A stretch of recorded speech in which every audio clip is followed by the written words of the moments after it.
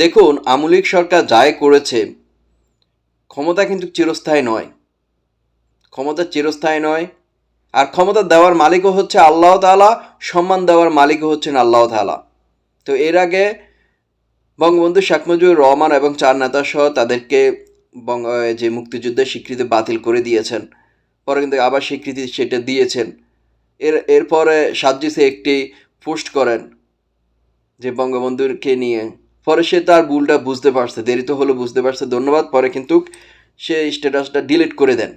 দেখুন, আমি বারবারই বলি, আপনারা একজন আরেকজনকে দলমত নির্বিশেষে সম্মান দিবেন, তাহলে সম্মান পাবেন। এবার বেগম খালেদা জিয়ার তার বাড়িটি ফিরিয়ে দিয়েছেন বর্তমানে অন্তর্বর্তীকালীন সরকার। তো কি বলেছেন একটু দেখুন।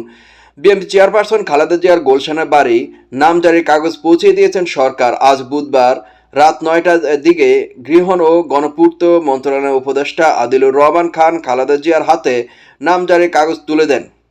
এ আব্দুল সত্তার বলেন, উপদেষ্টা আদিলুর রহমান খান সহ মন্ত্রণালয়ের কর্মকর্তারা আধা ঘন্টার মতো তারা ছিলেন।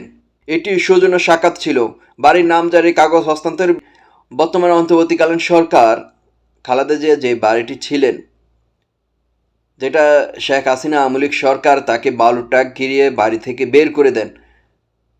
সম্মান কমছে রে ভাই, কমে নাই, সম্মান আরও বাড়ছে। সম্মান দেওয়ার মালিক হচ্ছে আল্লাহ তাআলা। এবার সে তার বাড়িটি পেয়েছেন, যেটা 1981 সালে 31 মে রাষ্ট্রপতি থাকা অবস্থায় জিয়াউর রহমানের মৃত্যুর পর তা খালেদা জিয়াকে রাজধানীর গুলশান এলাকায় 1.5 বিঘা জমির উপর অবস্থিত ওই বাড়ি বরাদ্দ দেওয়া হয়। বাড়িটি খালেদা জিয়া গুলশানের ফিরোজা নামে সেই বাড়িতে থাকতেন, সেটার কাছে। এর বাইরে ঢাকা সেনানিবাসের ভিতরে আরেকটি বাড়ি খালেদা জিয়াকে বরাদ্দ দেওয়া হয়েছিল। তবে বিগত আওয়ামী লীগ সরকার সেনানিবাসে বাড়িটি বরাদ্দ বাতিল করে। তো সরকারের সূত্রে জানা যায়, গুলশানের বাড়িটি বিএনপি চেয়ারপারসন খালেদা জিয়ার নিয়ন্ত্রণে আছে, তবে তার নামে নাম জারি করা ছিল না। অন্তর্বর্তী সরকার দায়িত্ব নেওয়ার পর খালেদা জিয়া বাড়িটি নাম জারি করা হয়।